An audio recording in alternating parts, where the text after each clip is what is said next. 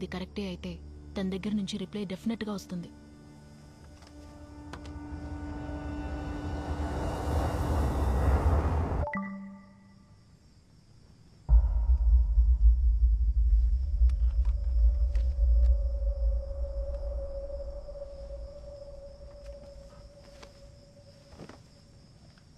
Let me do this. మాట్లాడుకో Sam. ఇలా చూడు గౌతమ్, ఆదితి ఈసారి ఖచ్చితంగా పెద్ద గొడవే చేస్తుంది. నువ్వు మాత్రమే తనని హ్యాండిల్ చేయగలవు. Be careful Sam.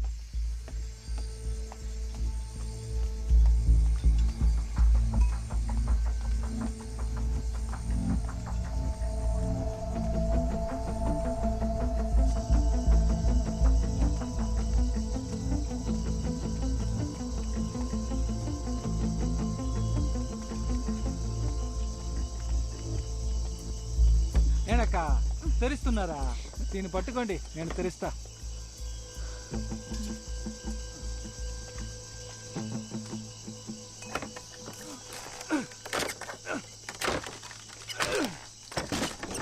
జాగ్రత్తగా వెళ్ళండి, పురుగు పుట్రా ఉంటాయి. ధర్మ, అలా అంతరిటివ్వు. ఎంత కక్క చెప్తే వినరా? చూసి వెళ్ళండి. పట్టుకో, లేరా పట్టుకో. ఇక్కడే వెతుకుతున్నారక్క, చెప్తే నేను వెతికిస్తాగా.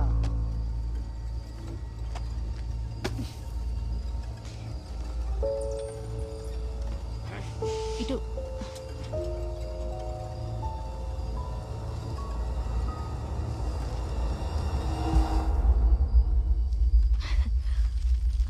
ఏంకా అన్నేదో చేస్తున్నారు? ఆ పిల్లమ్మో బయటకు పోయింది, మీరేమో ఇక్కడికి వచ్చారు. అసలేం జరుగుతోంది అక్క?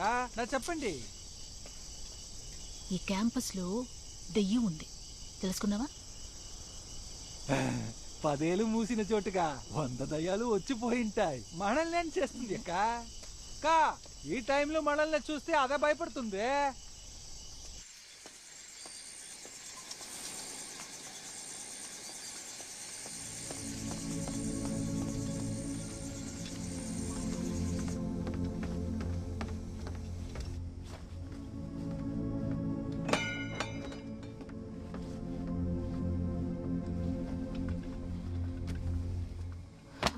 ఇప్పుడు పర్వాలేదా?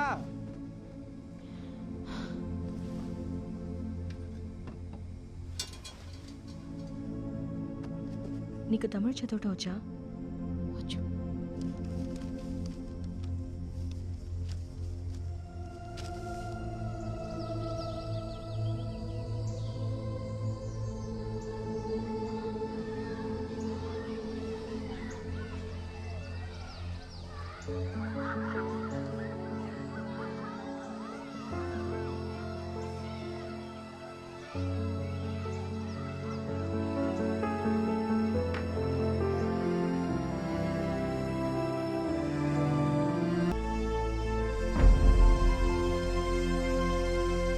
ఇలా చూడమ్మా, బుక్స్ ను తీసిన చోటే పెట్టాలి.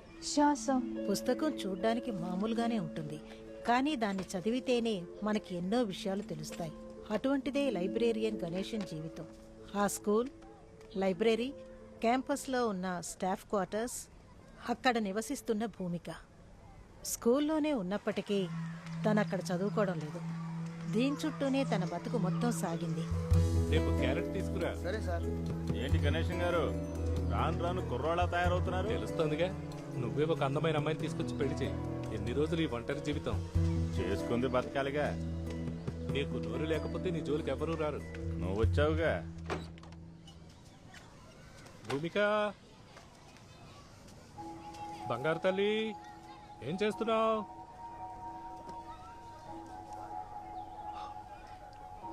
భూమిక, చదువుకుందాంరా. చదువుకుందాం రా తల్లి.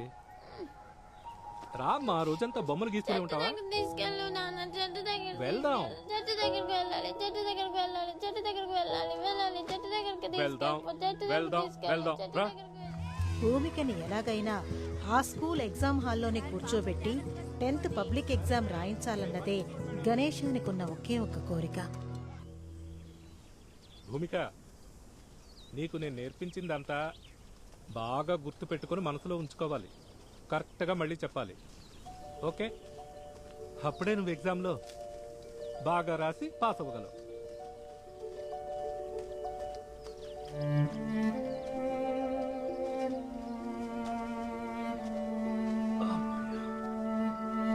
భూమిక, ముఖ్యమైన theory నేర్పించబోతున్నాను.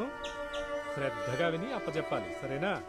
While the beginning of the Paleozoic era is often described as an explosion of life, the end of the period that happened over 251 million years ago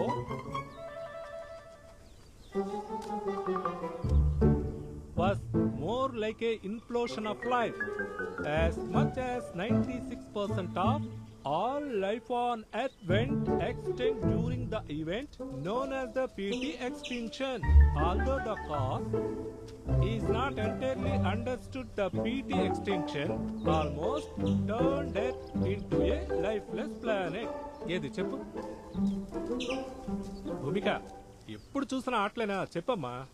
while the beginning of While the beginning of the Paleozoic era is often described as an explosion of life, the end of the period that happened over 251 million years ago was more like an implosion of life. As much as 96% of all life on Earth went extinct during the event known as the PT extinction. తర్వాత Although the cause is not entirely understood, the PT extinction almost turned Earth into a lifeless planet. Correct గా చెప్పారు బంగారు తల్లి. ఏది చెయ్యము చెయ్యము చెయ్యము నా బంగారు తల్లి. తను ఉండే చోటుని ఏమాత్రం కదిల్చినా చిందరవందర చేశామని బాధపడుతూ అరిచేది. తన ప్యాటర్న్ని కొంచెం మార్చినా కూడా, సర్దినా కూడా అస్సలు ఒప్పుకునేదే కాదు.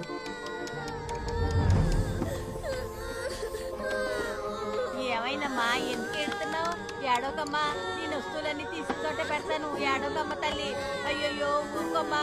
ఎవరైనా ఏమైందమ్మా? ఉంటారండి. అయ్యో, అసలు నీకు ఎన్నిసార్లు చెప్పారు దాని వస్తువులు ముట్టుకోవద్దని చెప్పి? ముందు నువ్వు గదిలోంచి బయటికి రా. చెప్పింది నీకే రా. నీకు ఒక పెద్ద పోలీసు. పోమ్మా నువ్వు. బయటికి పో. నీకు ఎన్నిసార్లు చెప్పినా మాట వింటలేదు. ముందు ఇక్కడి నుంచి వెళ్ళమ్మా. నువ్వు వస్తువులు ఇంటికి రానక్కర్లేదు. వెళ్ళమ్మా, వెళ్ళిపో. పర్యావరణాన్ని భూమికకు అనుకూలంగా ఉంచడంలోనే గణేశన్ దృష్టి సారించేవారు. ఇదిగో చూడు, బాటిల్స్ అన్ని ఇక్కడే ఉన్నాయి. చూడు, బ్రష్ బ్రష్ ఎక్కడ? ఇదిగో బ్రష్ బ్రష్. ఎలుగుబంటిని అక్కడే ఉంచేద్దాం. చూడు చూడమ్మా, చెట్టు బొమ్మ ఎంత బాగా గీసావో. ప్రకృతి సహజంగా తయారు చేయబడ్డ బట్టల్ని వేసుకోవడానికి మాత్రమే తను ఇష్టపడేది. పాలిస్టర్ లాంటి కృత్రిమమైన బట్టలు వేసుకోవడానికి తను అనుమతించేది కాదు. చాలా అందంగా ఉందిరా. అరే నిన్నే. అమ్మా, ఏమైందమ్మా నీకు? ఒక్కసారి నన్ను చూడరా. ఇటు చూడు. ఎందుకు నీకు ఈ అనవసరమైన పని? తనకి నచ్చని పని నువ్వు ఎందుకు చేసావు? అన్నయ్య, తల్లి లేని పిల్లని ప్రేమగా తీసుకొచ్చి ఇచ్చానన్నయ్య. నీ ప్రేమను తీసుకెళ్లి కుప్పతొట్లో పోయి. ఈ నెలలో తను మారిపోయి ఉంటుంది అనుకున్నాను. ముందు నువ్వు మారు, సరేనా? అనవసరమైన పనులు చేయొద్దు చెప్పేసా.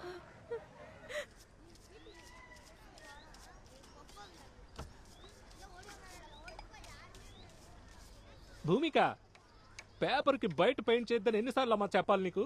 అన్ని పక్కల గీసేసావు. మొత్తాన్ని క్లీన్ చేయడమే నా పని అయిపోయింది. చెప్తే విను బంగారు తల్లి. మొండి పట్టు పట్టకు. ఇలా చూడు, ఇప్పుడు గీ. తను బొమ్మ గీయాలి అనుకున్నప్పుడు నోట్బుక్, కాగితం ఏదీ తనకు సరిహద్దుగా ఉండేది కాదు. Good morning sir. నేనేమన్నా బుక్స్ బాకీ ఉన్నానా? లేదు సార్. మరి మా అమ్మాయి విషయం ఏమైంది సార్?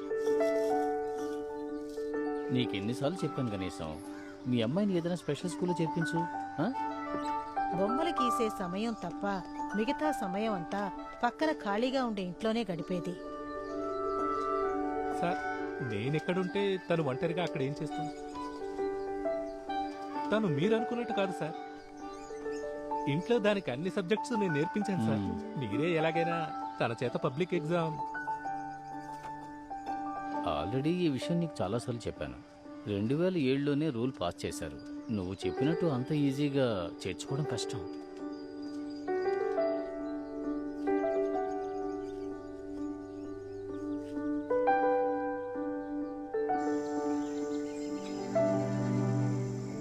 150 సంవత్సరాల చరిత్ర ఉన్న ఈ స్కూల్ శామ్యుయల్ సహాయం అనే తెలివైన వ్యాపారవేత్త చేతికి దక్కింది. ఆ స్కూల్ని డెవలప్ చేయడానికి తీవ్రమైన ప్రయత్నాలు మొదలుపెట్టాడు శామ్యుయల్ సహాయం.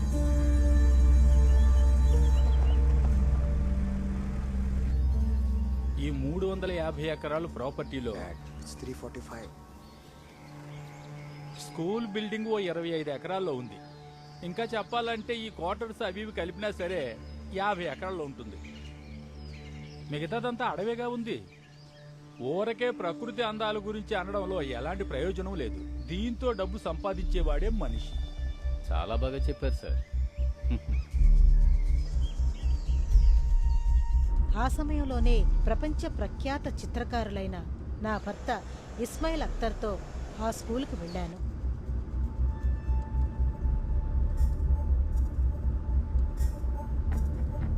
Sir 150 years old building, British construction. ముందు మేనేజ్మెంట్ వాళ్ళు ఈ స్కూల్ని లాస్ట్లోనే నడిపారు. Sir this is our school library sir. Hello sir. Sir our vice hi. Principal sir. నమస్తే. సార్ ఇది ancient very old library building sir. బేసికే ఇది. మేము కొంచెం కొంచెం డెవలప్ చేస్తూ వస్తున్నాం. बहुत खूब.